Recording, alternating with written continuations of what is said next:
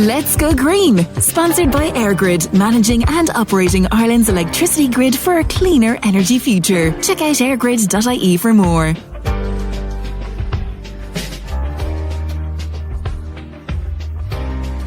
Hello, and you are very welcome to this week's episode of Let's Go Green here on Midlands 103. I'm your host, Aisling O'Rourke, and I hope you are safe and well as you tune into this week's show. We have a variety, actually, of items on the show for you this week. We are talking about 2026 being the year of the sustainable volunteer. We are finding out about a new seed library, and we're also finding out about an event that's coming up in Mullingar in County Westmeath around renewable energy.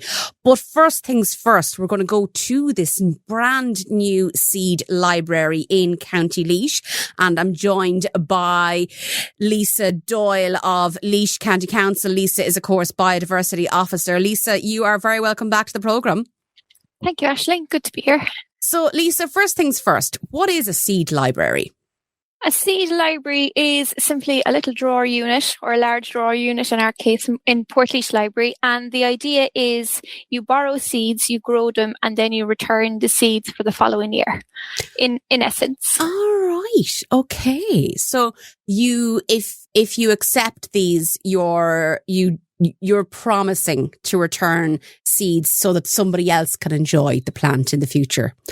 Exactly. It's like borrowing a book. You know, you'll go away, you enjoy, and you return the seeds and put the name and when you pick them and that, and stick them back in, and they'll be there for the following year. Right.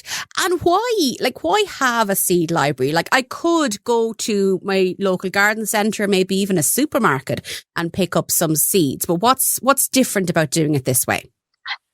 Well, actually, it's a bit more sustainable to come and get seeds in the seed library, because those seeds that are in there have, in theory, been locally grown in Laois as it was, and therefore they're more attuned to our weather and our soils. So you'll have a better germination and success rate if you use them. And also, we're quite keen from a biodiversity point of view to keep our local varieties of seeds alive,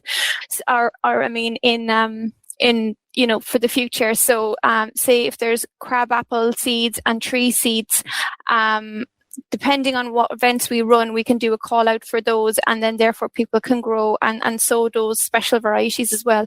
And it's a bit more sustainable. Instead of buying can be expensive native flower seed packs, we can put in, and we will be putting in wildflower seeds that are locally sourced. So you can get your biodiversity garden up to scratch a bit quicker than if you are buying seeds that are, flower in the first year and then they don't in the following year. Don't give out to me. I am a fan of sweet pea. I love the scent of it. I think they're very, very sweet, and they're just nice to look at. There's something simple to grow. So at the moment, I'm collecting the inside of toilet rolls so that I can use the cardboard to create a little box on my windowsill in my kitchen to help me grow my seeds.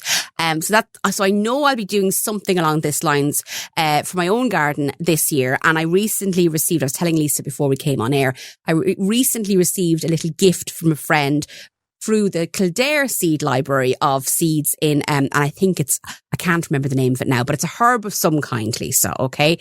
But what variety might we expect in the Laois Seed Library? Because I'm expecting that this will change over time, that this time next year there might be new seeds there. Exactly, yeah. We'll have a base amount of seeds, I suppose, to kick it off. So we've got an array of vegetable seeds, and they come from what's perceived as very easy to grow, like your lettuces and your peas and beans, to maybe seeds that are a bit more harder, like your tomatoes. We'll also have herbs, so your parsley, your basil, and your thyme. And we'll also have an array of some wildflower seeds that have been locally sourced. Amazing. And what about people like me who love the idea of having a nice garden and the idea of, it'd be great to grow my own tomatoes. And in theory, I should know how to do this because people in my life around me growing up did it, but I'm not quite an expert. Will there be instructions with these seeds, or can the librarian talk me through it? Good point. Good question. There will be a little leaflet that'll be as part of the seed library, and you can take it away. So if you're a complete beginner, that leaflet is more suitable for you. So we will have instructions, just say for your lettuce, peas and beans, and your tomatoes, and maybe some of the flowering herbs on how to start them, like what they need, like how big a pot to put them in, and when to plant them out. So we do have that in stock, but we're really hoping to run a few events throughout the year around the library. So we get people in who, well, maybe they're experts, or maybe they're beginners, or maybe they went, geez, I took 3 things and they didn't grow. Where did I go wrong? And we're really keen to develop that peer-to-peer learning network. So people will learn, have a camaraderie, and then that's where we'd like to see maybe the bigger seeds that can't be stored in a seed library, like your tree seeds and that. But, over time, people get to know each other, and there'll be seed swaps and just demonstrations on best practices and what can grow wrong, and what variety maybe is suited for wetter ground versus drier ground, and that kind of thing. And the great thing about something like this, and I know this from experience because I have done it myself, like you can grow tomatoes on an apartment balcony. You can grow lettuce seeds in a little bag on a balcony. Or a bit of concrete in a yard even. You don't need access to a massive garden to participate in something like this, do you? Absolutely not. I have parsley grown in the cracks in my front driveway. So all you need is a bit of soil, and you just need to keep an eye and not let it dry out. That's the key. Don't overwater, don't underwater. And if you have, know where you are. If you have a damp garden, just be in tune to that. Maybe don't put them there, put them in the drier spot where the sun is shining, and just keep an eye on it. And, as I said, if you take our locally sourced seeds, they'll have a good chance of germination, because they'll be used to our lovely Laois weather. Our lovely Laois weather, yes, of course. And speaking of the weather, so at this time of year, and again, as I say, I'm no expert in this regard. My understanding is that you get something like the inside of, as in, I know you can go out to a garden centre and you can buy seed trays, but you can make a simple little seed tray for yourself at home. Maybe an old egg carton box, the inside of toilet rolls, the cardboard bit there, maybe in an old lunch box, and we have to do bits inside before we put them outside.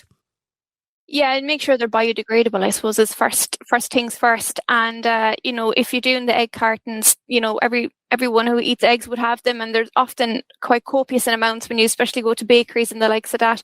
And you can just soak them and, get your seeds going there, but make sure you have a tray underneath, and then you can just transfer out when they're sturdy. So when seeds initially grow, you got the seed leaves, and then the next set of leaves are the actual true leaves. So once they get a little bit tougher and, we're coming closer into the spring and the frosts are more like on, they can start putting them outside and harden them up. That's what that's called, and then transfer them into the ground.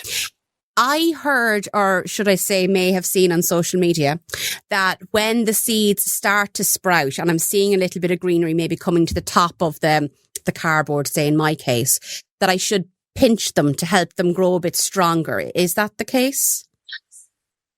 It probably depends on what it is, actually, to be honest. That's a very diplomatic response, Lisa. I wouldn't be in the business of pinching everything, because usually nature knows best for what nature needs to do. If you do want to invigorate something like, say, a herb, you would, snip it to invigorate the growth, but that would just be at a certain growth stage and depending on the plant. The same with trees and stuff. If you want them to thicken up, you would snip them. So, and the seeds that are going to be in this brand new Portlaoise Seed Library, I know you're saying that they've come from within County Laois, but how did this all get started? Who's been growing them for it? Well, interestingly, Aisling, out of the Biodiversity Action Plan consultation, in one of the public consultations, I had a member of the public, Carla Jack, put her hand up and said, if you get me a seed library, I will help get it going and I'll kind of commandeer it and manage it. So out of that conversation, we had a small bit of budget and we went down to Cork because they had a successful seed library down there. And we just wanted to know how it operated, what were the best practices, the do's and the don'ts, so that we set off on the right foot. So we were very much welcomed down there and we had a look. And then we came back and Carla set about, she loves nature, so she was already gathering seeds for her own interest anyway. And then she did a call out in her seed friendly network and got more seeds. So she's been sorting them and allocating them into envelopes with various amounts, as a starter kit, and she's been also labeling them. So it's very much a very strong collaboration between ourselves here in Laois County Council and obviously Portlaoise Library, who are great to host it. And they've been taking in seeds because we did a small call out around to say, look, if you've got spare seeds, stick them into the library and we'll categorize them and put them in. But it's Carla's the one who's spearheading the effort of actually putting them into the drawers, and she's going to be manning it and hopefully helping us with events throughout the year then, just to keep the learning going. That's amazing that you had a member of the public come forward and volunteer to do this, because actually something like this takes quite a bit of time and quite a bit of effort. And for it to be successful and sustainable in the long run, you need someone who's willing to do the hard work and keep it all organised. Now, you mentioned at the start of our conversation, Lisa, that say if I go along to Portlaoise Library and I ask for my starter kit, that I should return with seeds. What do I get given out to if I don't? Because there used to be a day, and I know maybe younger listeners won't remember this, but if you didn't return your book to the library, that you got a fine. So I'm wondering now, will I get in trouble if I don't return with seeds? Not at all. I think they'll be okay with it. Basically, there is a real honesty system to this, and we are expecting that more seeds will go out this year that then go in, because people are oh right, well, I'm going to save now this year, because you wouldn't have had a need to do it maybe last autumn. So we are saying between 3 and 5 envelopes max, so different types of seeds max to take, and we do hope that you do come back, but it is based on an honesty system with the community, and hopefully the ball will get rolling as we see the year through. Because sometimes when you grow things successfully, and I've experienced it myself, sometimes the birds get to the seeds before you notice that they're ready to be picked.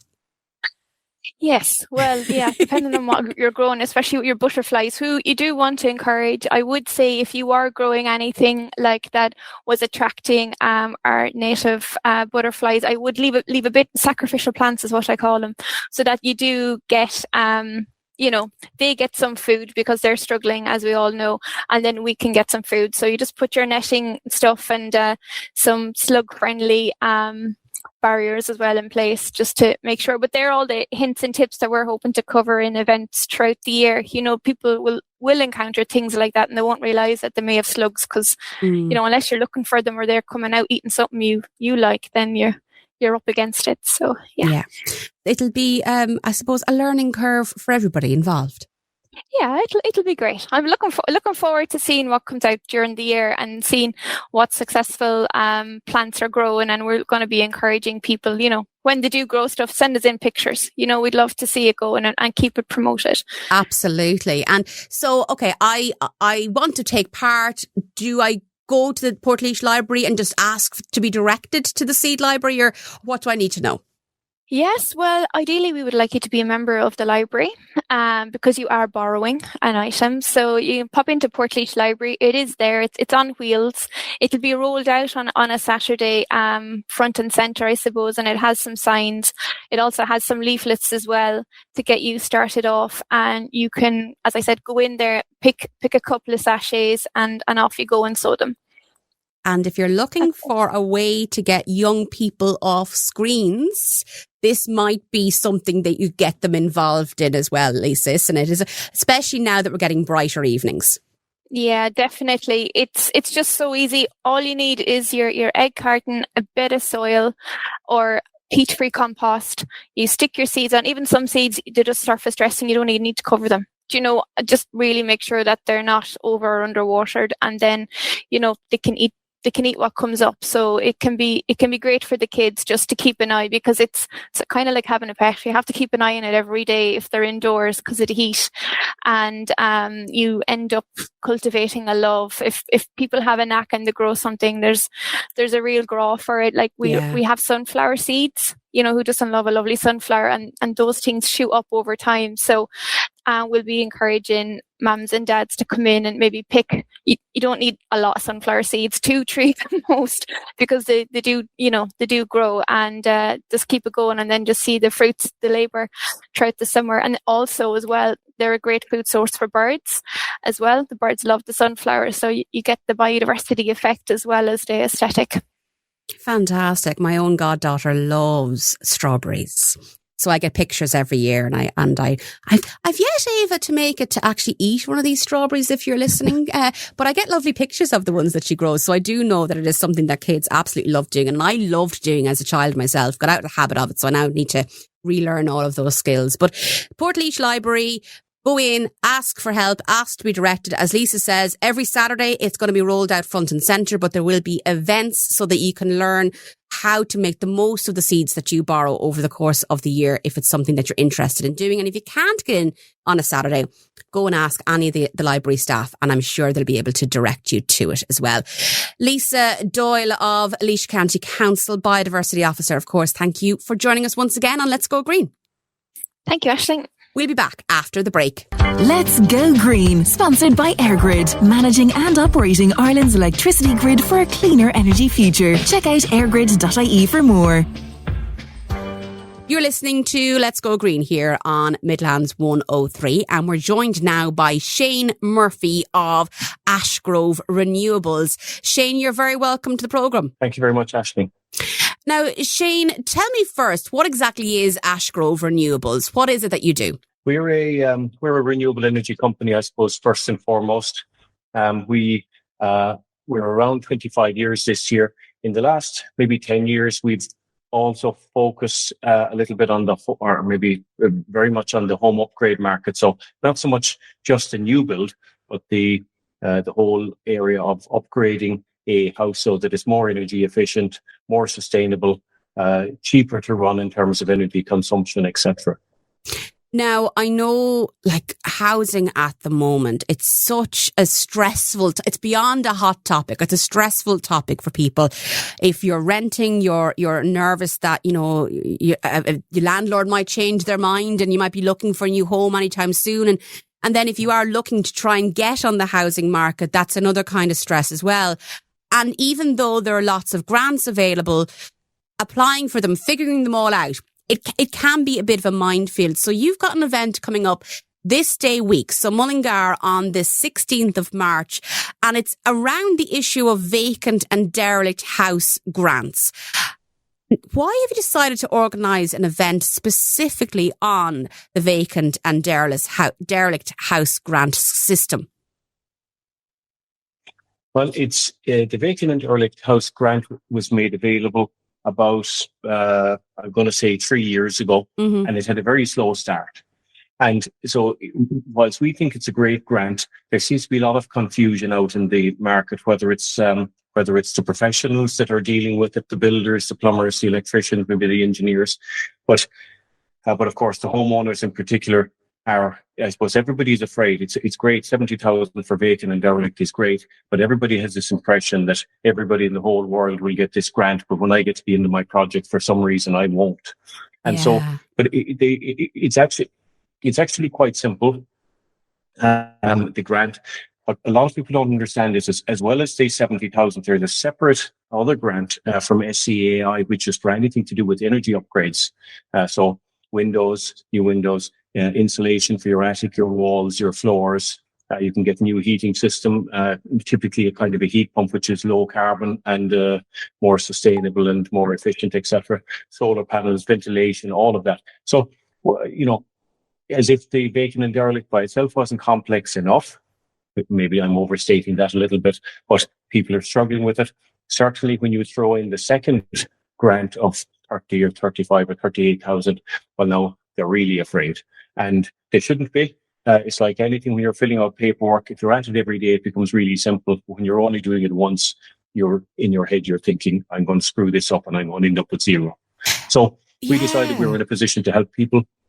You're so right, Shane. Like, I bought my first house. I had an apartment before, but I bought my first house last year. And by the time I got to the point of actually owning the house and making it livable and decorating it for myself, I haven't got the energy together as of yet to face into figuring out what energy upgrades that I might be eligible for. And there is, and I'll be honest, even though I talk about this stuff on the radio every week, I am nervous about the paperwork and, well, if I go ahead with this, will I really be eligible and will I really get the money at the end of the day?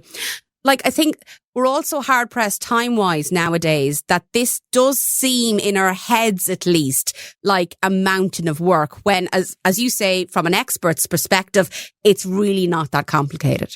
Yeah, that's exactly it, Aisling. People now, we, by the way, myself included, I won't read manuals anymore. I won't read guidance documents anymore. We're all too busy and important for that, But I like, we have a lot of people in our office. It's easy for me to say, we're doing maybe 20 of these projects a week or something like that. We're doing a huge volume of them, and they do get simple. The other side of it, of course, we have a very strong relationship with SCAI. We're one of the biggest contractors in the country. We know what works, we know what doesn't work. But if we do have any hiccup anywhere along the way, we pick up the phone and we get straight to the people who make decisions in Dublin. And whereas your typical homeowner, or maybe even your typical engineer or BER assessor, doesn't have that option available to them. So it's easier for us because of our scale to do this than your average person, clearly. But yeah, that's the ongoing battle. We give people documents and everything is on it, and they still won't read it. There's no point of blaming them. They're all busy, and the kids have to go to piano lessons and all the rest. People are very busy. So we try to remove that from them, that pressure for them. We give them all the instruction, I suppose, in very simple English. Watts and kilowatt hours and all of this is very simple for me or for our engineers. But for your doctor or your nurse or your teacher, they don't talk this kind of language every day. So it's gobbledygook to them. So that's our job. Sometimes we have to explain to them that we do have to jump through these hoops with them, but that we're the professionals. They needn't worry about it. So we kind of have to tell them that it is there and these are the criteria. Sometimes we have to tell people, look, I'm sorry, the bad news is the computer says no, for your particular case, you're not entitled to grants, maybe in some cases. But that's, they're the regulations. We're talking about heat loss indicators and all of these things in watts per square meter. They don't need to understand them, but we do. And we're very good at it. We're doing a lot of them. So simplify things for people, you're organising this event where you're going to talk through the system and put it all in plain English for people. Very, very much so. Very much so. Everybody knows. We often talk about, we talk about driving to Dublin at 100 kilometres an hour. Everybody knows what 100 kilometres an hour looks like. That's very simple. We're all well aware of it. But when we talk about watts and kilowatt hours and joules per second and, U values, people don't understand. Your typical person doesn't understand, and they shouldn't need to. So that's our job. They just need to have a partner they trust. By the way, they can go to anybody other than Ashgrove. There are other companies around the country as well. We've just chosen, I suppose, to go on the road. We had an event on Monday night in Limerick with one of the local TDs. There was 300 people there. Again, same thing. Break it down into very simple English and answer people's questions. Quite often there are people in the room who are too quiet to ask questions, too quiet to ask questions themselves, and so they listen to other people's questions. On the night, actually, we also have a phone number that you can text your questions to, so we'll answer them live then. So I suppose people who are that bit shyer, gives them more of a voice. Sorry? That's very inclusive of you, because some people do have, they're just not comfortable speaking in that public environment. 100%, yeah. Unfortunately, the other people exist as well. The people who are too happy to talk in that environment, that's always part of it. But look, it works, and we'll meet all types of people there, and they'll have all types of projects, and even really wonky ones that we won't have heard of before. But everybody learns from those things. And one person might think of a question that the next person might never have thought of, and it's still useful to them. Not always, I could tell you, but often it is. Now, I know, like, it's one thing buying a house that's in good condition, that's been lived in recently, that might need maybe a modern heating system, but you're not really dealing with an older property that's been derelict for quite a long time. So what are the concerns that people would have when they do buy a place that's been derelict or been vacant? Because we're all being encouraged to look at these as a way of, well, being more sustainable, to use buildings that already exist, but also to solve the housing crisis. Yeah, I suppose that's exactly correct. The idea here was that this was brought in, I suppose, to take pressure off of the planning authorities. I suppose it is a bottleneck. We know that when people go for planning, that there is a bottleneck here. If you have an existing house, I've been through this process myself a few years ago. I was left an old farmhouse by my grandfather. And so, straight away, I still had to go through planning and all the rest because I was putting an extension onto the back of it. But I didn't have to, I suppose, battle the fact that I should be living here to start with, because there was gates out onto the road. I had a connection to water, I had a connection to electricity, etc. So there was a house there. So as such, I couldn't be turned down. The question was, how much am I changing the house? And so, but they want those houses back in use. Otherwise, they're sitting there decaying, right? And the other side of it, I suppose, is there are people in the country who are able to tackle those projects themselves. If I have a 2-story farmhouse like I had, in theory, I could have done the dry lining myself, changed the windows myself if I was a handy type person. So some people will tackle that, and they're allowed to do that through the vacant and derelict grant. By the way, they can still do that. Sometimes through the other grant mechanisms, you have to bring in kind of expert teams of professionals in order to get at the grants. But the vacant and derelict is more forgiving in that respect. But yeah, so the numbers have, as I said, it's a few minutes ago, the vacant and derelict started off really slowly in the first year or two, and I know that the likes of Sinn Féin and these guys were really up in arms that it was a disaster of a program. But of course, like anything, when you bring in a new regulation or a new grant mechanism, the first year, I suppose the experts are coming to terms with it. Then that has to trickle down to kind of the profession in general, kind of the builders, the engineers maybe, and then finally it gets out to the public. Then they buy houses and they, but 2 years in, it starts to get really popular. This year, we can see it doubling, by quarter. So it's getting really popular. So hopefully, because the intent was that it would take pressure off the housing crisis. We know it's maybe going to take more than this, but it's a step in the right direction. And are people making... Now, I'm hesitant asking this question because particularly when you're dealing with an older home, it's not as if you're, it's one size fits all. Everything is particularly unique. But are there perhaps, when it comes to applying for these grants, common mistakes that people are making that really they could be avoiding? Yeah, there are. We cover that on the night. We call it banana skins, for obvious reasons. But it's the stuff that we have learned by seeing other people doing, or we've heard along the way, or we've seen ourselves. Maybe we screwed up ourselves at some stage. But quite often people apply for this grant too early, right? If you have a house that's vacant for more than 2 years, you're guaranteed the vacant grant. They can't not give you the grant, right? So you're guaranteed 50,000. The only question that would be maybe up for discussion would be whether you'd be entitled to the 20,000 for the derelict. So 50 is guaranteed. If the house is derelict, you'll get a further 20. But there might be some debate about, is it derelict, is it not derelict sometimes. But what we see is people, they want to know if they'll get the grants. They go and they apply to whoever it is, Westmeath County Council. They get an inspection. They'll get an officer out to look at it. They'll get the letter then a few weeks later to say, go ahead with your project. But you now have 13 months in which to deliver the project. So, and then maybe they weren't quite ready to start because maybe they're still talking to the banks. They now have, I suppose, they're sure of their 50 or 70,000 from the council. They go back to the bank. Okay, they want to sort out the rest of the mortgage. They get that sorted after 6 or 8 weeks or 10 weeks. And maybe they still haven't firmed up with the builders what's happening. So now they've another 2, 4, 10 weeks gone. the clock is now ticking. So your 13 months now is evaporating and you haven't started at all yet.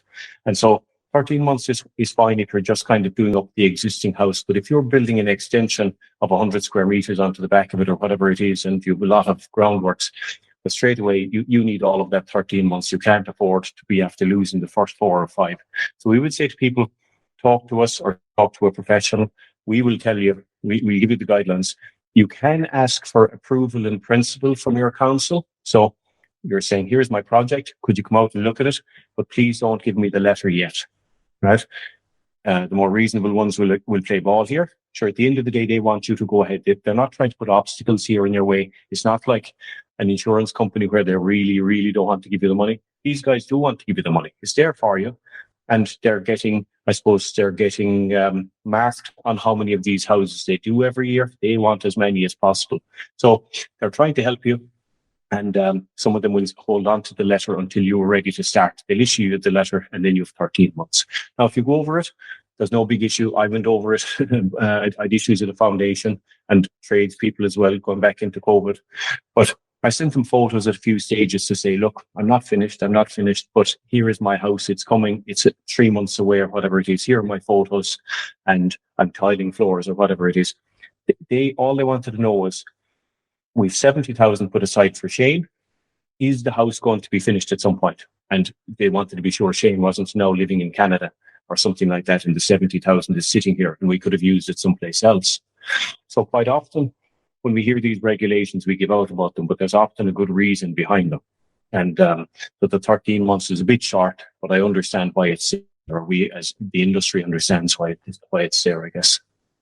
And again, if you are somebody, but 13 months is loads of time to get this job done. It's not. As someone who has recently renovated a house and I didn't have to do anything major to it, really is not. It's a very short space of time and it will fly.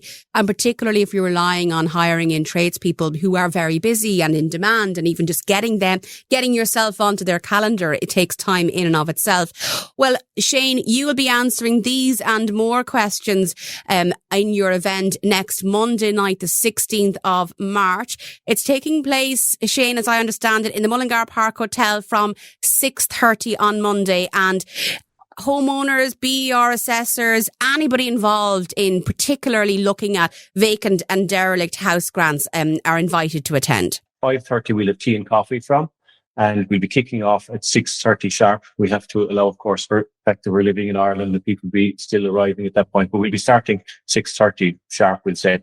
And it's very busy. The last few of these booked out, and we had people turning up who hadn't registered and we had to turn them away.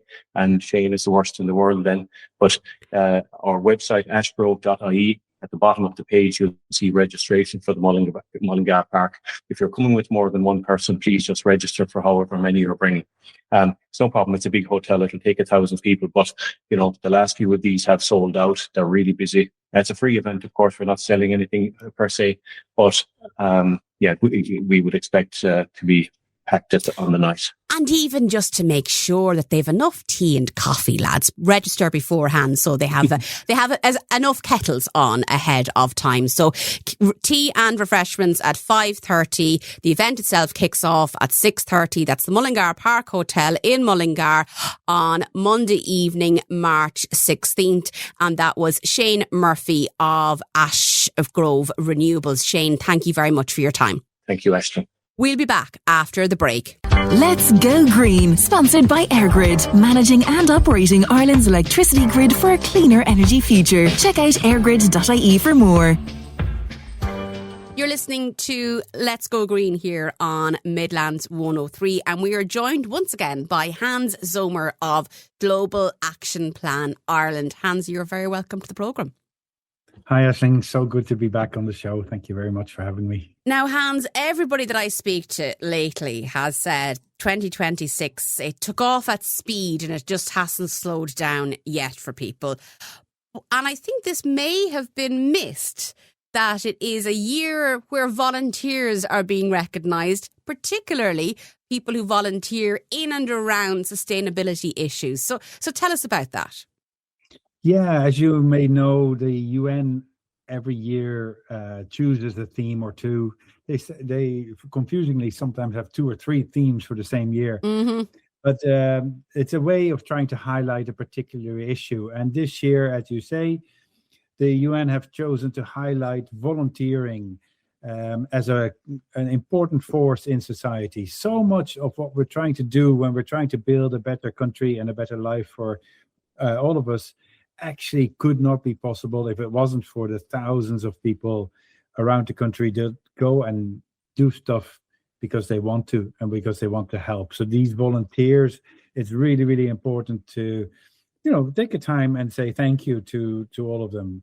We do. There's an annual day for this. The 5th of December is an International Volunteer Day, and that's the day that the UN decided, you know what, we're going to make 2026 the whole year of the Volunteer for Sustainable Development.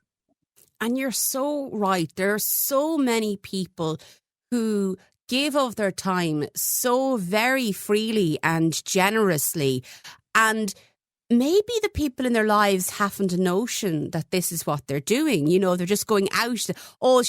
Mary just goes out every Monday night, not quite sure what she's up to, when in fact she's, picking up other people's litter with her local Tidy Towns group, or she's driving a cancer patient to their radiotherapy appointment, whatever it might be. Our whole community, really, it's built on the backs of volunteers, isn't it?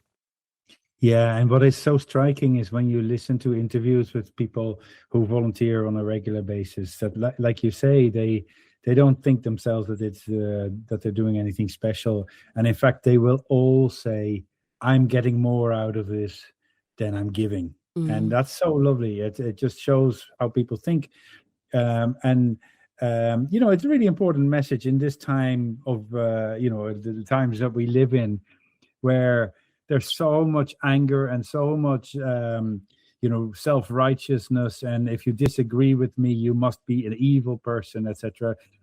We're being told around us that, by the world around us, that everybody's out there just to get for themselves. And actually, the reality is very, very different. Most of us actually do a lot of things for other people because we want to. So it's important to never forget the power of just human solidarity. I volunteer myself. I am a committee member on the Professional Speaking Association of Ireland. It's something that I've gotten an awful lot out of, and this year I'm vice president of it, so I get to give back to that community. And like you say, when you do give of your time, sometimes the admin of it drives me around the twist, and oh God, that's another item on the to-do list that I have to get to. But it is, you get so much out of it, so much fulfillment out of it. And I think particularly around sustainability, climate-focused volunteering, Hans, because a lot of the time you get to see the results of what you've done, but you also know that there's a larger goal that you're contributing towards. And there's something about that that's very fulfilling, isn't there? Absolutely. And that gives me a great opportunity for me to go and say thank you to the people who volunteer in our community gardens. So as your listeners may know, Global Action Plan, we operate 2 community gardens in the Dublin region. And last year we had over 5,000 visits to the garden throughout the year. And there's people coming there because they want to be part of something bigger. They want to be in nature. They want to just connect with other people. They want to have a chat. They want to have fun, but they also want to, get their fingers dirty, planting plants, vegetables, and just, knowing that they are contributing to growing healthy food and changing mindsets as well. So I'm delighted we have so many people coming to our community gardens. And if your listeners are in the Dublin region, they're more than welcome to drop by in our glass community gardens in Ballymun and Corduff, because they are lovely places. They are places where everybody feels welcome. Everybody is welcome. It doesn't matter what skills you have, what age you are, what color you are, what the level of privilege you have had in your life, what ability you have. We're all the same. We're all enjoying ourselves, and we're enjoying each other's company, and we're enjoying being out in nature, however small that piece of nature is in the middle of the city. one of the things that I love about having a show like this, whether people are listening to us on the traditional FM radio or as a podcast, we're talking directly to the listener. There's an intimacy around audio that is really, it's just uncanny, really. And I know that for a lot of people listening to the radio and listening to a podcast, it's companionship as much as it is receiving entertainment and information.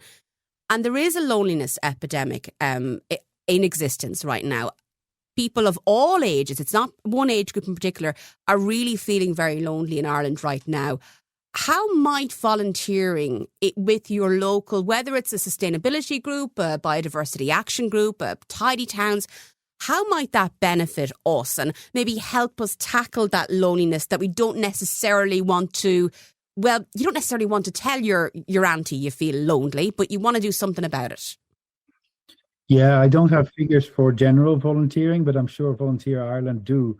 We have done a bit of research into what it means to be volunteering in a community garden, and there's so much evidence out there that this is really good for you. It is good for you just for your health, being outside, but it's also really, really good for your mental health. So like you're saying, it gives you a reason to get up. It gives you a reason to be out with other people, to interact. And actually, the main thing we see is that people, they grow in confidence, and that's relevant for when we're talking about sustainable development, where so many of the problems that we're facing, poverty, biodiversity loss, climate change, they're really big issues. They're complex, they're great and complicated and overwhelming. So it's very easy to feel irrelevant and feel lost in the scale of things. When you come together with other people and you're seeing that you're all trying to do your bit, it actually is very empowering. You learn stuff, so it's the knowledge that you gain or the skills that you gain is empowering, but also this feeling that you're not alone, that there's other people who share your values, to share your concerns and your questions, etc. So one of the key things that people always say is, when you want to take action on the climate, is the first thing is to use your voice. And the second thing is to stop thinking of yourself as an individual. Obviously, if I do actions on my own, if I try to reduce my carbon footprint by not flying as much or not eating as much meat or by cycling to work, that's really important. Those are really important actions. But obviously, they're not enough to change the world. But if I am cycling to work, or if I'm talking to people about why I'm a vegetarian, or I actually spread the word, I create a ripple effect. And that's how social change happens. It doesn't. If we do it all quietly and all by ourselves, it's not going to make it change society. But when we build a movement of people who are trying to do the same thing, trying to work together, trying to encourage each other, that's how change happens in life. So then, if there is somebody listening and thinks, do you know what? Actually, this could be something I'd like to get involved in. It actually could be good for me as well as something that I want to do.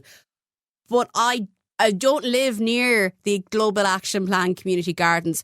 How do we find out? Because sometimes these groups, because they're volunteer based, they don't necessarily take out ads on social media. So what's the best way to go about finding an organisation that aligns with something that you're interested in, that you could actually start, you know what, I've got an hour a week on a Wednesday evening. Let's see if I can help out. Yeah, well, there's a couple of answers to that question, Aisling. One is there's a really great organisation called Community Gardens Ireland. They are a network of all the community gardens, and they have a map on their website and a list of all the community gardens that they're aware of. So there's bound to be one in your neighbourhood, or if you're living in a rural area, it mightn't be a community garden, it might be maybe an allotment or something, but certainly Community Gardens Ireland is a great place to start. The other place then, if you're thinking a little bit about volunteering, Volunteer Ireland is the umbrella body for volunteering in Ireland. They can put you in touch with your local volunteer centre. They can put you in touch with local organisations who are crying out for volunteers. So there is information. It's mainly on the web, so I hope your listeners have access to the internet. But yeah, have a look at Volunteer Ireland or Community Gardens Ireland. And then, most of those people will be delighted you give them a call. Absolutely. And it is, as I say, if you are feeling in any way isolated, and because these problems are so large and overwhelming that it's very easy to feel isolated, angry and alone. It's a great way to counteract that, particularly now that we're hopefully in the season of longer, brighter days. Well, Hans Zomer of Global Action Plan Ireland, thank you very much for joining us on this week's Let's Go Green to talk about the year of the volunteer, particularly those working towards sustainable development goals. We'll be back after the break. Let's Go Green, sponsored by EirGrid, managing and operating Ireland's electricity grid for a cleaner energy future. Check out airgrid.ie for more. You're listening to Let's Go Green here on Midlands 103. Now, we've been asked to give a mention to a conference that's taking place this coming Thursday at the Aviva Stadium's Conference Centre.